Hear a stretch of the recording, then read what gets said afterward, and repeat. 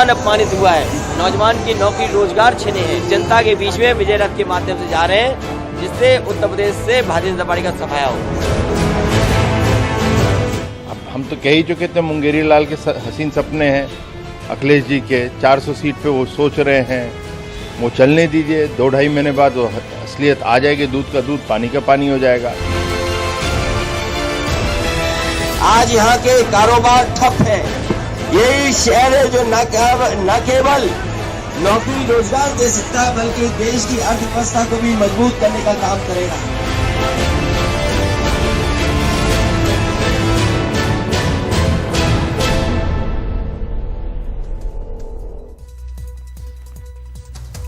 नमस्कार, आप देख रहे हैं 5 की बात और मैं हूं नगमा। समाजवादी पार्टी के अध्यक्ष अखिलेश यादव विधानसभा चुनावों से पहले लोगों तक पहुंचने, लोगों का समर्थन हासिल करने के लिए कानपुर से विजय यात्रा की शुरुआत कर रहे हैं। उन्होंने ये शुरुआत की है आज कानपुर से। समाजवादी पार्टी एक लंबी विजय यात्रा पर निकली है, जिसके दौरान अखिलेश यादव बस के ऊपर खड़े होकर समर्थकों का अभिवादन करते हुए नजर आए और इस दौरान समर्थकों की भारी भीड़ भी नजर आई। अभी काफी भीड़ नजर आ रही है। इस दौरान अखिलेश यादव ने सत्तारूढ़ पार्टी की बदइंतजामी, कानून व्यवस्था, बेरोजगारी, महंगाई, किसानों के मुद्दे को लेकर बीजेपी की सरकार, केंद्र सरकार और यूपी की सरकार पर खूब हमले किए हैं। अखिलेश यादव ने कहा कि महंगाई कम करने का वादा था और लोग अब दोगुनी महंगाई की मार झेल रहे हैं। यूपी को दोबारा फतह करना अखिलेश यादव के लिए कितना आसान है, ये यात्रा जो निकली है वो कितनी कारगर होगी।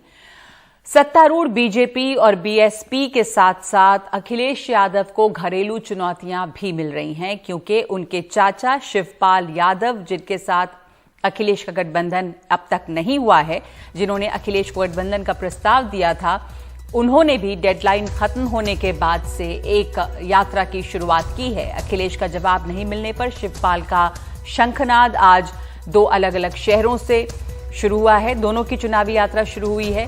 करीब 100 सीटों पर उम्मीदवार उतारेंगे शिवपाल यादव, ये उन्होंने घोषणा किया है और उन्होंने मथुरा से अपने चुनावी कार्यक्रम का शंखनाद किया है। तो अखिलेश यादव से जब उन्हें कोई ऐसा सिग्नल नहीं मिला कि कोई गठबंधन हो सकता है, तो चाचा शिवपाल यादव ने भी अपनी तैयारी शुरू कर दी है।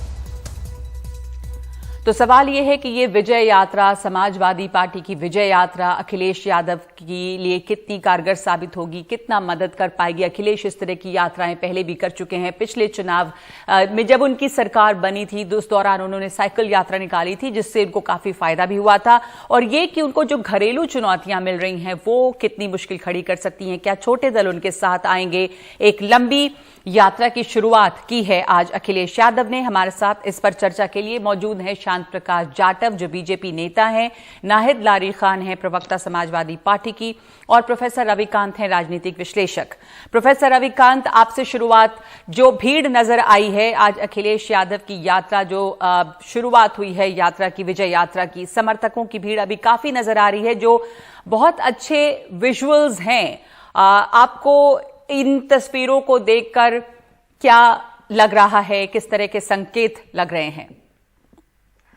देखिए, जिस तरह से कार्यकर्ताओं में जोश दिखाई दे रहा है और कानपुर लखनऊ हाईवे जाम हुआ है, जिस पुल से उन्होंने इस यात्रा का शुभारंभ किया है, उस पुल पर जाम की स्थिति बन गई थी, ये हम लोगों ने देखा। और कार्यकर्ता जिस तरह से सेल्फी लेने के लिए, उनसे मिलने के लिए उस पूरे आंदोलन में, उस पूरी यात्रा में शामिल हो रहे हैं, उससे जाहिर तौर पर ये लग रहा है कि उत्तर प्रदेश में चुनावी शंखनाद अखिलेश यादव ने कर दिया है और हवा का रुख भी करीब करीब उनकी तरफ दिख रहा है। तो ये बहुत महत्वपूर्ण है। देखिए, शिवपाल जी की जो आपने बात की, जो आपने अपने प्रारंभ में बात की, आज शिवपाल यादव भी अपनी एक परिवर्तन यात्रा निकाल रहे हैं, लेकिन मुझे लगता है कि उसमें एक फर्क है। फर्क ये है कि कल की जो तस्वीरें थी, जो वीडियो ट्वीट किया था अखिलेश यादव ने अपने पिता मुलायम सिंह यादव का आशीर्वाद लेते हुए, शिवपाल यादव का इस तरह का कोई वीडियो नहीं आया, वो शायद वो गए भी नहीं है। तो मुझे लगता है कि फर्क ये है कि इस समय अखिलेश यादव के साथ मुलायम सिंह यादव खड़े हुए हैं पूरे आशीर्वाद देते हुए। और ये जो उनकी विजय रथ यात्रा है, इसको अगर आप 2012 के साइकिल यात्रा के संदर्भ में देखें, जहां बुंदेलखंड से उन्होंने यात्रा शुरू की थी और उसके बाद ही उसे सत्ता तक पहुंचने की कवायद उसको पूरा माना गया था। तो मुझे लगता है कि इस यात्रा से निश्चित तौर पर वो जो भारतीय जनता पार्टी के खिलाफ एंटी इनकम्बेंसी है, लोगों में जो महंगाई और बेकारी को लेकर के जो रोष है, दवाई और पढ़ाई पर एक किस्म का जो हमला हुआ है, उसको लेकर के अखिलेश यादव का जो जन समर्थन दिख रहा है वो सीधे तौर पर इशारा कर रहा है।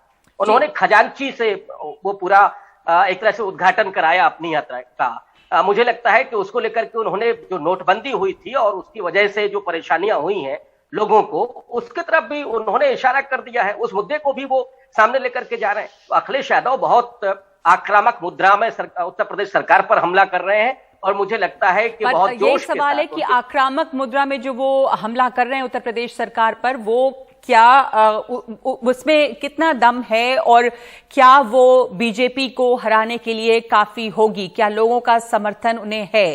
क्या लोग जो हैं वो परेशान हो चुके हैं मौजूदा योगी सरकार से? बीजेपी नेता भी हमारे साथ मौजूद हैं, शांत प्रकाश जाटव। आपकी प्रतिक्रिया? भीड़ काफी है, बीजेपी के खिलाफ एक सत्ता विरोधी लहर है क्योंकि महंगाई, बेरोजगारी, किसानों का मुद्दा, ये तमाम चीजें हैं। कानून व्यवस्था जिसको मुद्दा बनाया था बीजेपी ने और जिसको लेकर वो सत्ता में आई थी, उस कानून व्यवस्था की दुहाई दे रहे हैं अखिलेश यादव और बहुत सारी घटनाओं के बारे में बात कर रहे हैं, चाहे वो लखीमपुर की घटना हो या महोबा की घटना हो, ये तमाम घटनाएं। शांत प्रकाश जाटव।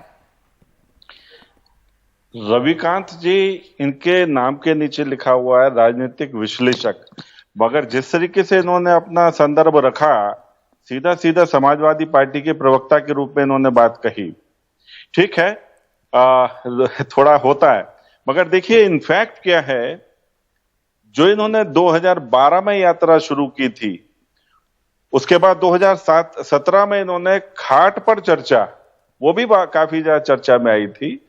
और उसके बाद आज जो ये जो विजय यात्रा, आज विजय यात्रा में ठीक है विपक्ष को अपना चुनाव लड़ने की तैयारी करनी चाहिए, मगर जो उत्तर प्रदेश में भाजपा ने जो कार्य किए हैं, योगी सरकार ने जो कार्य किए हैं, वो इनकी विजय यात्रा को पराजय यात्रा में बदल देने वाली है। क्योंकि हम पूरी तरीके से आश्वस्त हैं कि हमने जो कार्य किए हैं, उत्तर प्रदेश की जनता उससे पूरी तरीके से उसका लाभान्वित भी हुई है, लाभ भी लिया है।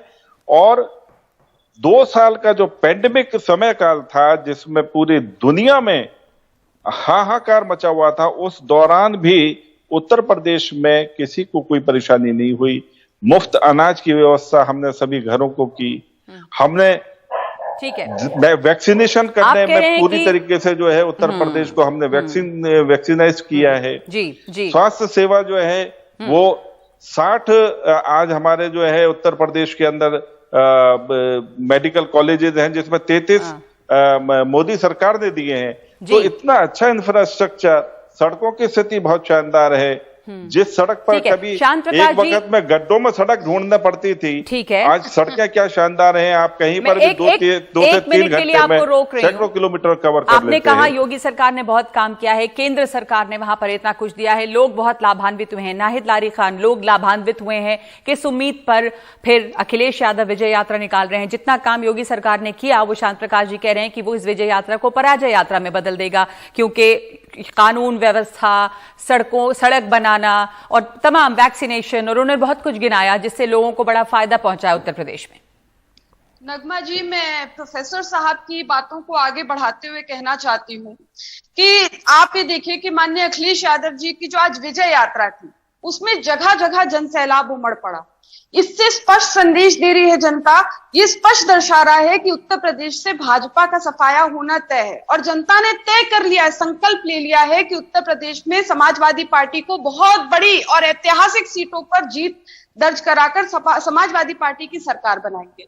क्यों? क्योंकि आज हर वर्ग के लोग परेशान हैं, जनता में त्राही त्राही है। हर वर्ग के लोगों का इस जुल्मी भाजपा सरकार में उत्पीड़न हुआ है। महिलाएं, नौजवान, किसान, व्यापारी, पिछड़े, दलित, वंचित, शोषित, अगड़े, मुसलमान, हर वर्ग के लोग परेशान हैं और इनको न्याय दिलाने के लिए माननीय अखिलेश यादव जी ने ये विजय यात्रा निकाली है। कानून व्यवस्था के मुद्दे पर जिस पर अखिलेश यादव आज विजय यात्रा निकाल रहे हैं, 2017 में इसी को मुद्दा बनाकर जनता ने उन्हें बाहर किया था।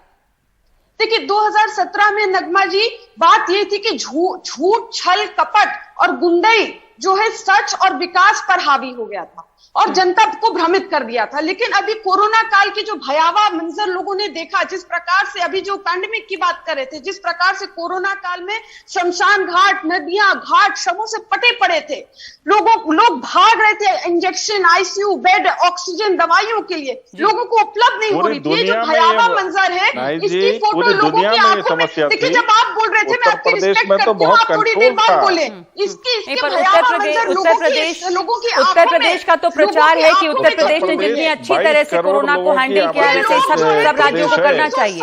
उसमें इतना संयमित था सब चीजें, इस चीज को समझना चाहिए, उसकी तारीफ करनी चाहिए आपको। ये मंजर लोग 300 साल नहीं भूलेंगे। और रही बात भाजपा के लोगों की, तो भाजपा के लोगों की तो ये स्थिति है कि इनके नेताओं को, मंत्री, एमपी, एमएलए को लोग गांव में घुसने नहीं दे रहे, खदेड़ कर बाहर निकाल रहे। नाहिद खान, एक मिनट, आप शांत प्रकाश को जवाब देने दीजिए।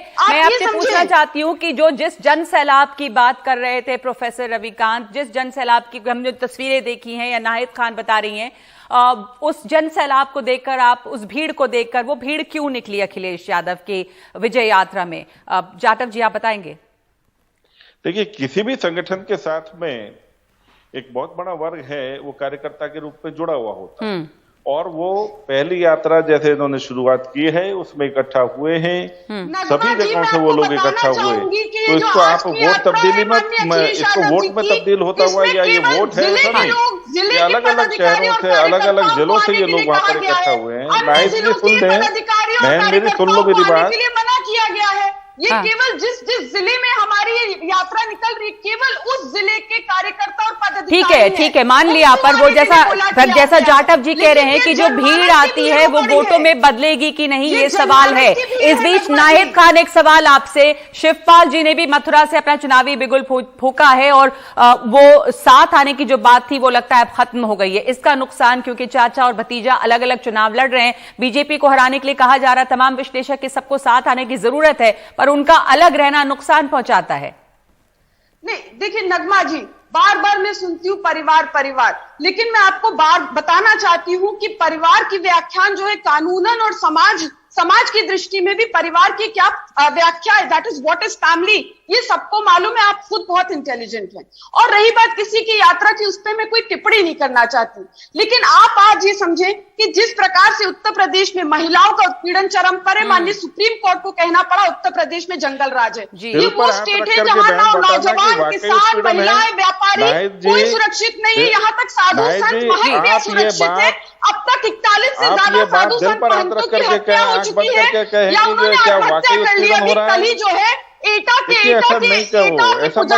ठीक है, देखिए, आप दोनों को इस समय रुकने के लिए कहूंगी, क्योंकि मेरे पास इस समय इतना ही वक्त है। आप महिलाओं के उत्पीड़न की बात कर रहे हैं, ये अभी 3 महीने लंबी यात्रा चलेगी और तमाम मुद्दे उठेंगे।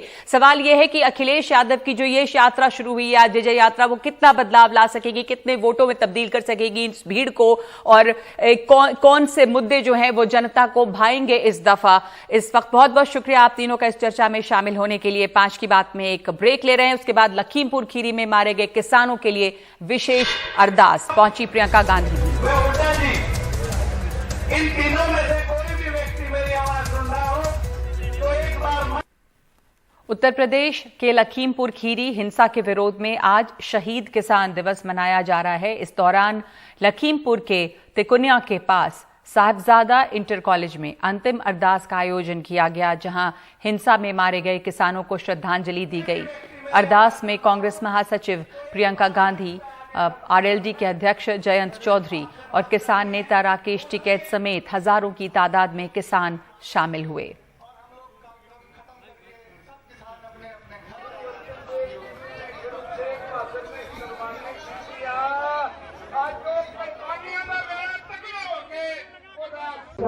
लखीमपुर खीरी के तिकोनिया में जो किसान मारे गए थे, घटनास्थल से थोड़ी ही दूरी पे जो अरदास हो रहा है उसमें शामिल होने के लिए कांग्रेस की महासचिव प्रियंका जी बैठी हुई हैं, कांग्रेस के प्रदेश अध्यक्ष हैं और दूसरे बड़े नेता लोग हैं। अरदास जो हो रही है वो मंच की तरफ हो रही है इस मंच पे किसी भी राजनीतिक नेता को आज जाने की इजाज़त नहीं है, क्योंकि ये एक शोक का कार्यक्रम है। वहाँ गुरु ग्रंथ साहब रखे हुए हैं, उनके पहरेदार हैं, ग्रंथी हैं, और लोग अपनी भावनाओं का इजहार कर रहे हैं, लोगों को श्रद्धांजलि दे रहे हैं। नीचे कुछ एनक्लोजर्स बनाए गए हैं वीआईपीज़ के लिए, उनकी सुरक्षा के लिहाज से उनको अलग बिठाया गया है। प्रियंका गांधी भी यहाँ आने के बाद शहीदों को श्रद्धांजलि देने के लिए मंच की तरफ आगे गई थी, और उसके बाद फिर वो यहाँ आकर के उस एनक्लोजर में बैठ गई हैं। लखीमपुर खीरी में कैमरामैन राजेश गुप्ता के साथ कमाल खान, एनडीटीवी। भारत में बच्चों को कोरोना वैक्सीन लगाने का रास्ता धीरे धीरे साफ हो रहा है। वैक्सीनेशन से जुड़ी सब्जेक्ट एक्सपर्ट कमेटी ने 2 से 18 साल के बच्चों के लिए कोवैक्सीन की सिफारिश की है। कोवैक्सीन को सब्जेक्ट एक्सपर्ट कमेटी की मंजूरी के बाद अब डीसीजीआई अंतिम रूप से इस पर फैसला लेगा। डीसीजीआई अगर इस पर मुहर लगा देती है तो कोवैक्सीन को आपत्ति इस्तेमाल के तहत मंजूरी मिलेगी और देश में बच्चों के टीकाकरण की राह खुलेगी। इस वक्त हमारे साथ केंद्रीय स्वास्थ्य राज्य मंत्री डॉक्टर भारती प्रवीण पवार हैं। मैम, एक खबर अभी आई है, कोवैक्सीन को सब्जेक्ट एक्सपर्ट कमेटी ने अनुमति दे दी है, रिकमेंडेशन किया, बल्कि इसको कैसे देखती हैं आप? नहीं, ये तो हमने लगातार ये बोला ही है कि हम जल्द ही बच्चों के सुरक्षा के लिए जो वैक्सीन है 2 से 18 के उम्र के बीच में, उनके लिए ये जो ट्रायल चल रहे हैं, ये जो सेफ्टी मेजर्स को ध्यान में रखते हुए उसका इम्यूनोजेनिसिटी क्या है, और ये सभी जब रिपोर्ट्स आते हैं, ट्रायल्स होते हैं, तभी हम ये कर पाते हैं। तो मुझे लगता है कि जल्द ही एक सब्जेक्ट एक्सपर्ट कमेटी ने ये किया है, उसके बाद अप्रूवल होने जाएगा और तब जाके ये मिलेगी। तो जल्द ही ये प्रोसेस है, ये प्रोसेस से होने वाला है। हम भी उसी इंतज़ार में है और हम बच्चों के सुरक्षा के प्रति प्रतिबद्ध भी है। और आदरणीय प्रधानमंत्री जी ने जैसे कहा है कि सबके लिए वैक्सीन फ्री वैक्सीन चल रहा है जो 18 से ऊपर, तो वो भी आज एक 95 करोड़ को क्रॉस कर रहा है और जल्द ही बच्चों के लिए वैक्सीन भी आने वाली है। मैम, फिलहाल जो ये पर्व त्यौहार हैं वो 100 दिन एक चुनौती के तौर पे आप लोग देख रहे होंगे, क्योंकि गैदरिंग होगी उसमें। ज़रूर हमने केंद्र सरकार के माध्यम से कुछ सूचनाएं भी जारी की है कि ये त्यौहार मनाते हुए विशेष ध्यान रखिए, और जैसे कि अब भी कोरोना का संकट टला नहीं है तो हमें विशेष सतर्कता भी रखनी है। त्यौहार को मनाते हुए, खुशियाँ मनाते हुए इसके लिए हम ध्यान में रखें और सभी के साझे प्रयासों से ही हम कोरोना को हरा पाएंगे, और जिसमें कि मास्क लगाना हो, सोशल डिस्टेंस मेंटेन करना हो, सैनिटाइजर का यूज़ हो, और अवेयरनेस ये भी सबके लिए बहुत ज़रूरी है। मुझे लगता है आपके माध्यम से मेरा यही अनुरोध रहेगा कि त्यौहार मनाते हुए ये भी ध्यान में रखें कि हम सब सुरक्षित रहें। कोवैक्सीन को इमरजेंसी यूज लिस्टिंग WHO की तरफ से मैम कब तक एक्सपेक्ट कर रहे हैं कि वो नहीं, हो जाना चाहिए? वो तो अभी जैसा आपने पूछा है कि इसको कब तक मिलेगा, वो प्रोसीजर है, पार्ट ऑफ प्रोसीजर है, उसमें कुछ डॉक्यूमेंटेशन होते हैं, उसके बाद वो देते हैं। मुझे लगता है जल्द ही मिलेगी। ठीक, बहुत बहुत शुक्रिया हमसे बात करने।